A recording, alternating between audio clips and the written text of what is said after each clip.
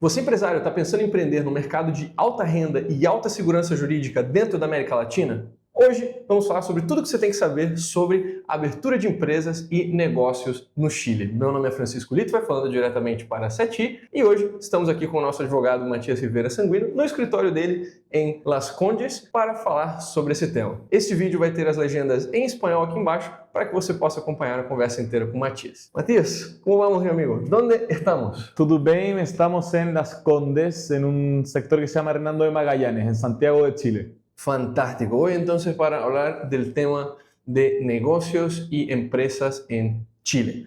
¿Cuáles ves que son las principales ventajas para quien busca emprender acá en Chile? ¿Qué es lo que más buscan los empresarios extranjeros que empiezan sus negocios acá? Yo creo que las dos principales son seguridad jurídica e invariabilidad tributaria. Entonces, si no nos varían las leyes, si no nos cambian las leyes del juego, la forma en que se juega algo, como empresario puedo estar muy tranquilo. Puede ser un poco más alto, pero tengo la certeza que no me van a estar imponiendo estándares nuevos, que no tengo que tener altos costos de compliance, por ejemplo, porque me están constantemente llenando de regulaciones nuevas. Y la invariabilidad tributaria es que, claro, Chile tiene un 12.5% ahora, se supone que un 27% de impuesto a la renta, a las empresas, pero constantemente están manteniéndolo en ese 12.5%, lo están renovando, estamos manteniendo las leyes tributarias idénticas. La última reforma que hubo fue una reforma que hubo en el 2014 que fue bastante dañina, que no nos dejó como un mal país, pero nos dejó con bastante daño principalmente a las empresas más grandes.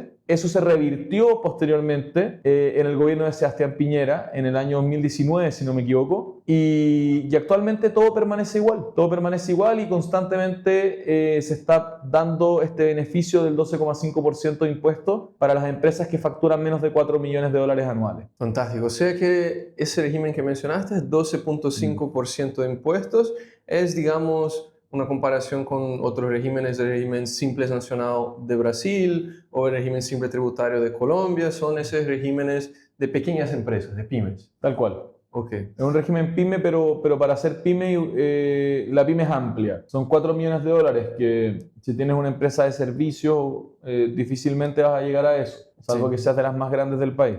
Vamos a hablar de ese régimen entonces primeramente, que me parece muy interesante. 12.5, ¿estamos hablando del bruto o del neto? O sea, estamos hablando del neto. Ok, o sea, pudiendo quitar las despesas, los gastos. Totalmente. Fantástico. ¿Cuáles son las restricciones de ese régimen? Porque, por ejemplo, en Brasil, de donde yo vengo, para tener acceso al régimen simple nacional, tienes que ser residente de Brasil. No puedes abrir una empresa así si no vives en Brasil. Y tampoco, por ejemplo, puedes ser una empresa bancaria o financiera. Hay solamente algunos sectores que incluyen servicios que pueden acceder. En Chile, ¿cómo son esas restricciones? En base a las que mencionaste, hasta donde llego no depende del sector, depende del monto. Es el monto que hablamos, que son 75.000 UF, que es una moneda chilena, que más o menos 4 millones de dólares netos. Tengo clientes que tienen empresas acá, en Chile, y las tienen acogidas al mismo régimen ProPyme transparente. Perfecto. Que es el que tiene 12.5%. Y saliendo de ese régimen entonces, ¿pagas el 25 o el 27 como...? 27. 27% también de las ganancias netas entonces.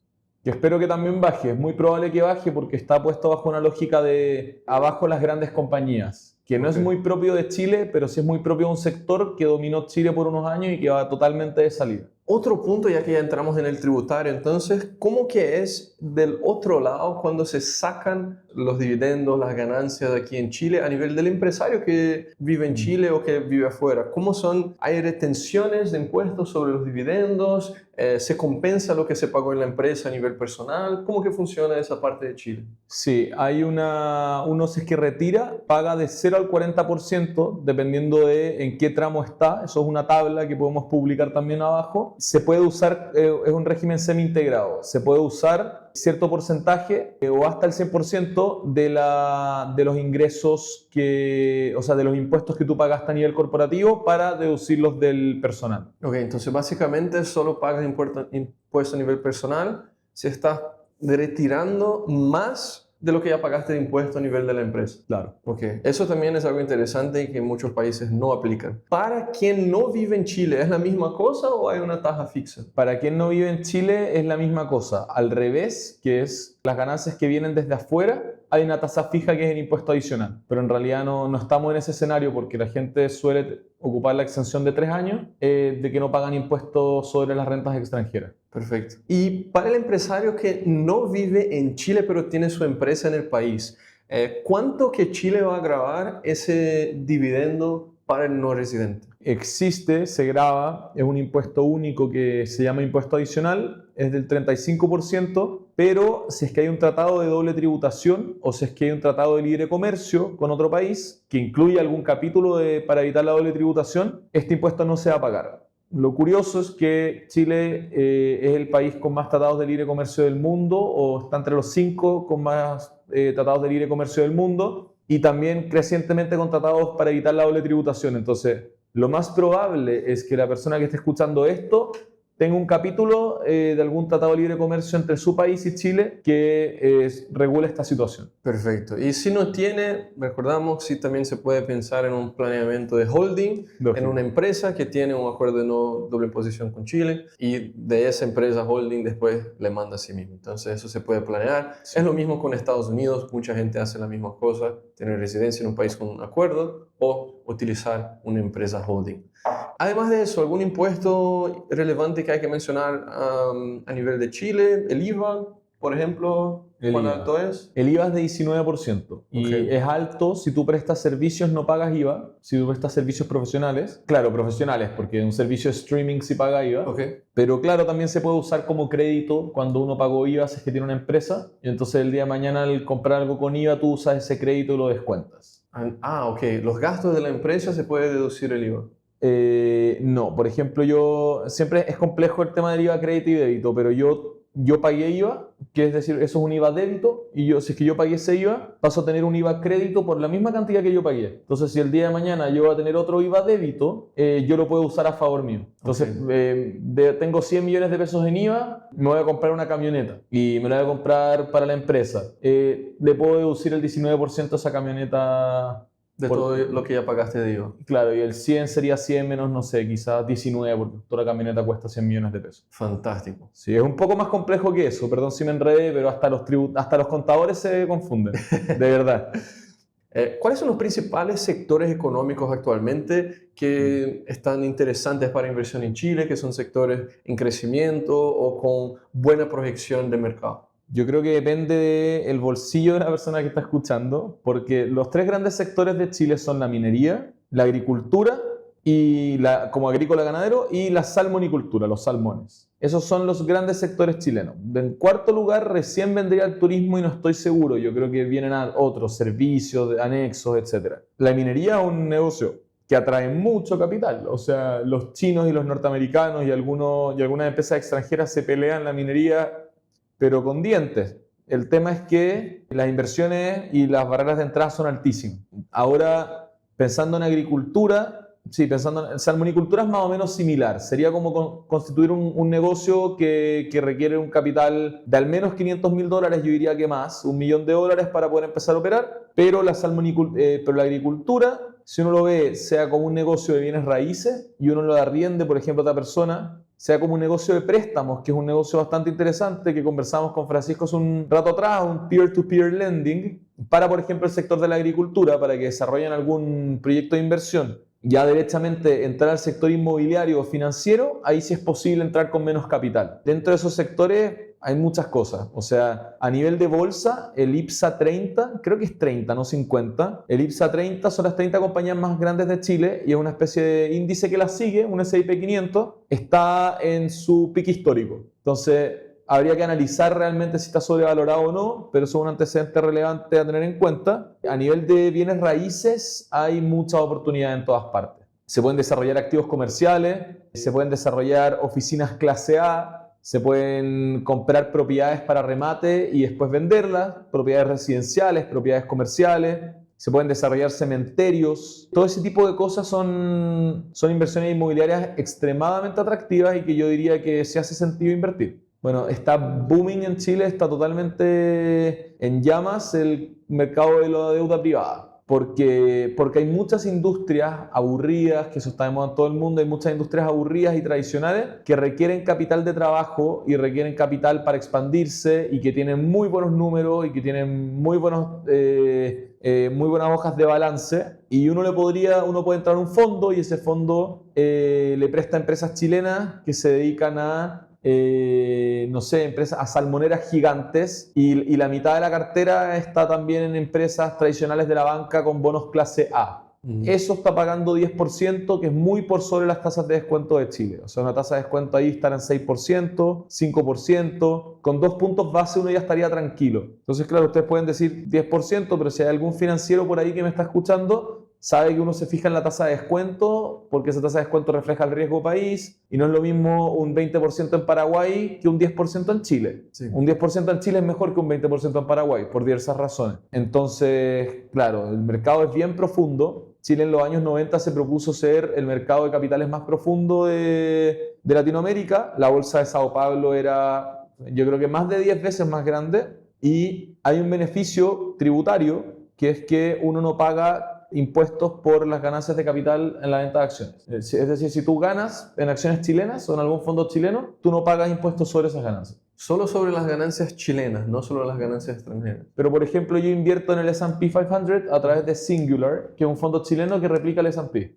Okay, Entonces, el mayor valor de eso yo no pago impuestos. Okay. Es maravilloso, y gracias a eso Chile tiene el mercado más profundo, más líquido de toda la región. Yo diría que profundo, la otra vez lo discutía con un financiero. Yo creo que profundo sí, líquido también, pero no perfecto. Entonces, sí, en realidad invertir en Chile, la gente retail como nosotros no conocemos tanto Chile en ese sentido, pero entren a Twitter y vean cómo discuten gigantes de la industria financiera de Nueva York, y todos van a decir como, ¿de qué país me hablan? Chile es el único país en el que yo invertiría en Latinoamérica. ¿De verdad lo dicen así? Pero claro, para un retail como que hay otras consideraciones a veces. Uno quizás busca mayores rendimientos porque un retail, o sea, un institucional está bien con un fondo de pensiones con un 1% sobre la tasa de descuento o sobre la inflación, y uno como retail necesita más. Pero yo he encontrado que en la industria de remates, en la industria inmobiliaria, en acciones, pero yo en acciones, en realidad no invierto en acciones chilenas. En este tema de los préstamos, la verdad que yo creo que a uno le puede ir muy bien si hace el trabajo. Si uno ve los estados financieros de una empresa y se da cuenta de que esa empresa, y no solo el estado financiero, sino que las memorias, etcétera, y tienen 3 veces el patrimonio de la deuda que están pidiendo, y lo están garantizando con ese activo real, no corro tanto riesgo con la deuda. El riesgo sería el costo en caso de que quiebren, etc. Obviamente no todas las inversiones son así de buenas, pero si una inversión así renta 12% y está en ese escenario ideal, yo creo que es una inversión excepcionalmente buena. ¿Qué fácil es invertir en Chile como individuo no residente en el país? ¿O para quien quiere invertir vale más la pena sacar una residencia o hacer la apertura de una empresa local? Hay que abrir una empresa local o tener una residencia.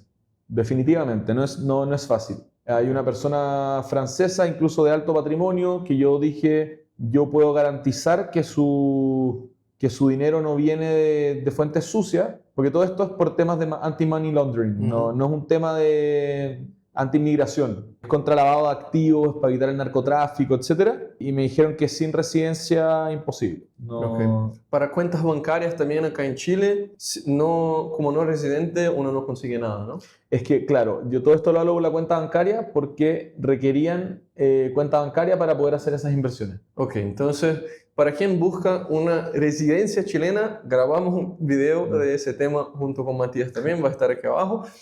Si quieres ir por esa ruta, obtener una residencia chilena para entonces invertir en el país. Pero para quien quiere hacer un negocio en el país, entonces, ¿cuáles son los tipos de empresas que se puede abrir y cómo funciona para un no residente empezar un negocio en Chile?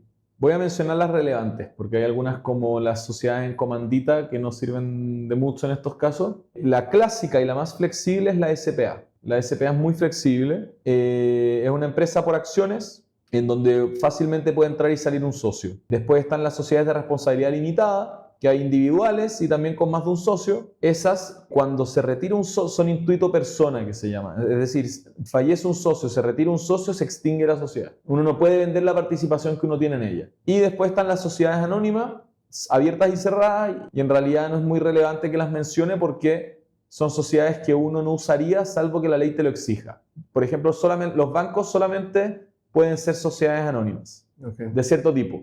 Los clubes de fútbol y los costos que tiene ser sociedad anónima son mucho mayores. Entonces, ¿por qué uno elegiría ser sociedad anónima? No lo elegiría, uno lo obligan. Pero no va a ser el caso probablemente de ninguna de las personas que está viendo este video, porque son casos muy específicos. Y son empresas, piensen en una empresa gigantes, como, ok, queremos traer Tramontina a Chile, bueno, quizá lo analizamos, pero muy difícil. ¿Y cómo funciona el paso a paso que tiene que presentar de documentación? ¿Tiene que venir a Chile para firmar algo? ¿Cómo funciona la apertura? La apertura, primero me dan un poder a mí, ese poder puede ser apostillado, no tiene por qué ser desde Chile. Con ese poder yo abro la cuenta, abro la empresa, la registro, hago absolutamente todo y la empresa queda operando, totalmente a distancia. Lo que sí, por ley, para poder iniciar actividades, que es algo que se requiere para poder tener una empresa, es decir, tú le dices al Servicio de Impuestos Internos, esta empresa ahora está andando. Eso es iniciar actividades. Esta empresa ahora existe, esta empresa ahora está operando. Para iniciar actividades tú tienes que nombrar un representante en Chile.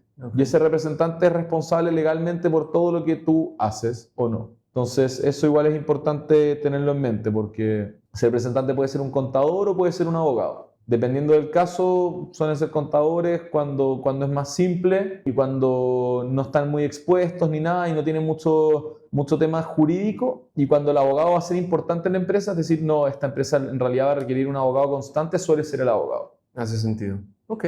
¿Cuánto tiempo tarda ese trámite desde que te den el poder hasta que tengas la empresa operando? Un mes y medio. Un mes para todos los chilenos, y si tú tienes residencia, 2 días. Porque hay algo que se llama empresa en un día, que son 2 días.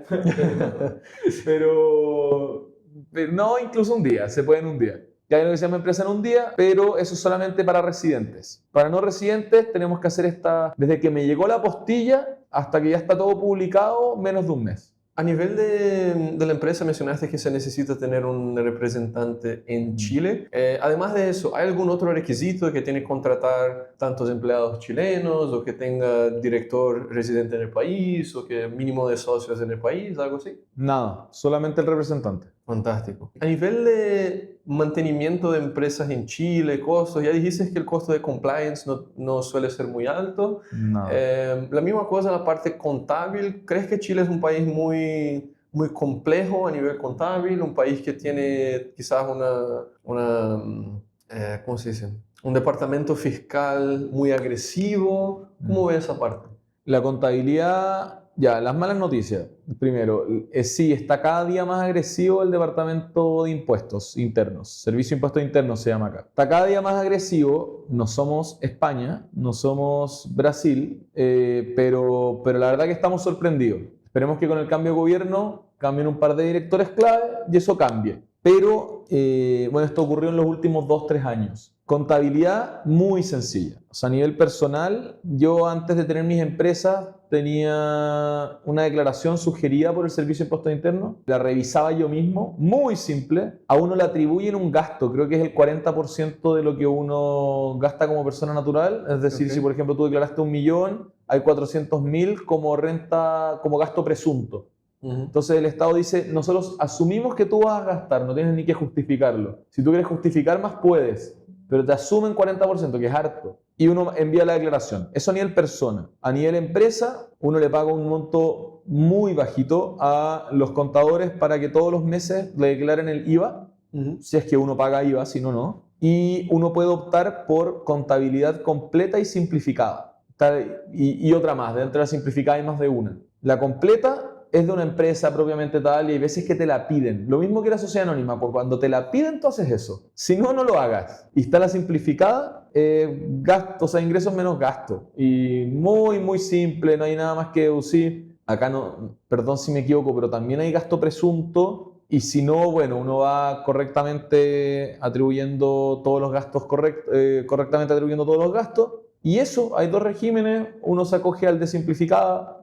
Yo y la mayoría de las personas que conozco, insisto, salvo empresas súper grandes o empresas que trabajan con algún proveedor grande que les exige cierta cosa o licitaciones públicas o etcétera, ProPyme transparente, contabilidad simplificada. pyme por los 12.5%, simplificada por la contabilidad. Para no tener que deducir los gastos exactos y solamente tener la... Sí, y un contador cobra, o sea, lo voy a decir, $30 al mes, y con eso te hacen el IVA y con eso te hacen el balance de fin de año. Fantástico. Y listo, no, de verdad no es más. Otro tema que creo que es importante es la parte de contratar empleados. ¿Cómo ves eso tanto en términos de burocracia, derechos de trabajo, y la parte también de impuestos y seguridad social en comparación con los otros países que conoces? Mira, es muy fácil contratar empleados, es difícil despedirlos, la clásica, ¿ya?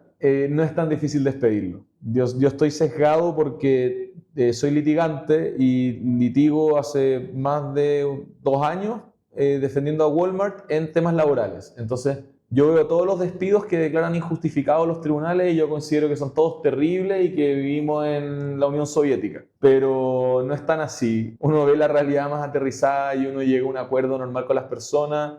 No todas las empresas están sindicalizadas, bastante razonable. Y en realidad, bueno, son muy pro trabajador los tribunales, pero menos que en otros países. Me consta eso. Y seguridad social, uno le paga al trabajador, pero al final economía. Dependiendo de qué tan elástico o no, al final quien paga ese impuesto quizás lo paga el trabajador. En gran parte lo paga el trabajador, de hecho, porque este es mercado de los empleadores. Pero se paga un 10% por parte del trabajador, voy a decir, a la seguridad social, que es a la AFP, que al final a uno le pasan es el 7º, creo, el mejor sistema de seguridad social en términos de pensiones, perdón, del mundo, y de salud, o sea, no, es salud 10%, me confundo siempre, esto lo pago yo todos los meses. Tranquilo. Ya, inventemos que es 10 y 9, por ejemplo, o 10 y 11. Debería saber esto, perdón. Los pagos que hace el empleador por el trabajador son de 10% de sus ingresos brutos y eso va a pensiones. Y tenemos un excelente sistema de pensiones. La gente lo critica, pero por supuesto que si uno cotiza poco, va a recibir poco. Pero renta muy bien y está entre los mejores top 10 a nivel mundial, según varios rankings que constantemente veo. Y un 7% a salud. Y ese 7% puede ir a salud pública o privada. Y en pública te atiendes en buenos o malos hospitales, en general son malos. Y en privada, si tienes un ingreso decente sobre $1.000, va a ir a un fondo privado que vas a poder ir a buenos hospitales y buenas clínicas privadas. ¿Alguna última recomendación para quien está pensando en invertir o hacer un negocio en Chile? Asesórense con un abogado, siempre. Sí, eso y... No, en realidad como que yo creo que abordamos varios temas importantes. Así que aí cualquier pergunta concreta, feliz, encantado de ajudar. E é isso por hoje. Se você ficou interessado em abrir o seu negócio, fazer um projeto de investimento no Chile, confira o link aqui na descrição, você vai poder entrar em contato diretamente com a nossa equipe e agendar a sua consulta com o Matias para fazer a análise do seu projeto de investimento e a constituição da sua empresa no país. Além disso, não se esqueça, deixe seu like aqui embaixo e nos comentários as suas dúvidas para outros vídeos sobre negócios e empresas no Chile junto com o Matias. E não se esqueça também de se inscrever no canal. Meu nome é Francisco Litvai, mais uma vez para o canal aqui da SETI. Matias, muito obrigado, meu amigo. De nada. E nos vemos na próxima.